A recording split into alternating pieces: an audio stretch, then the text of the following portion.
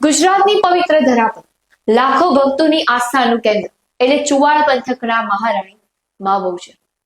પણ શું તમે જાણો છો કે એક શક્તિશાળી લૂંટારો સ્ત્રીના વસ્ત્રો પહેરી માની ભક્તિ કરવા કેમ મજબૂર થયો? અને શા માટે જગત જનનીનું વાહન સિંહ કે વાઘ નહીં પણ એક કુકડો છે? આજે જાણીશું મા બહુચરના પ્રાગટ્ય અને તેના અદ્ભુત રહસ્ય પાછળનો ઇતિહાસ. વાત છે મધ્યકાલીન સમય. દેવળ ગામના ચારણ બાપુ બાપલદાનજીની પુત્રી, જેમાં સ્વયં શક્તિ સ્વરૂપ બહુચરમાં. તેઓ આ પંથકમાંથી પસાર થઈ રહ્યા હતા ત્યારે બાપિયા નામના એક ક્રૂર લૂંટારાએ તેમનો રસ્તો રોક્યો અને પોતાના શીલ અને સન્માનની રક્ષા કાજે તે ચારણ કન્યાએ પોતાની છાતીમાં કટાર પરોવી ત્રાગુ કરી. રક્તની ધારાઓ વહી અને ધરતી ધ્રુજી ઉઠી અને આ દ્રશ્ય જોઈ બાપીઓ થરથર કાંપવા લાગી. ત્યારે માએ અંતિમ શ્વાસ લેતા પહેલે તેને શ્રાપ આપ્યો કે તે નપુંસક બની જશે.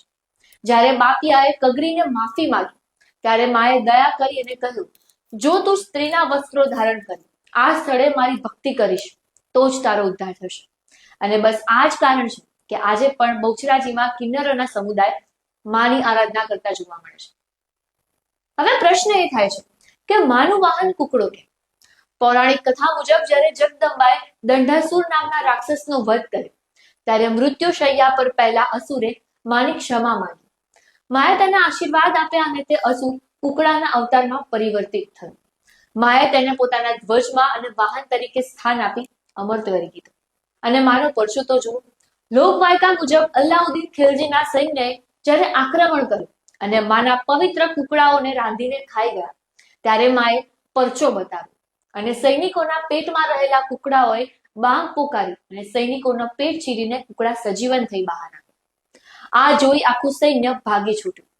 અને આજે પણ શંખલપુર અને બહુચરાજીમાં માં સાક્ષાત બિરાજમાન છે. તે માત્ર શારીરિક નબળાઈ જ નહીં પણ ભક્તોની માનસિક નિર્બળતા પણ દૂર કરે છે અને શક્તિ આપે છે. અને જો હા, તમને પણ મા ઉપર અતૂટ શ્રદ્ધા હોય તો કોમેન્ટ બોક્સમાં જય મા બહુચર જરૂરથી લખજો. અને આવી જ ધાર્મિક વાતો જાણવા માટે લલકાર ન્યૂઝને લાઈક, શેર અને ફોલો જરૂરથી કરજો.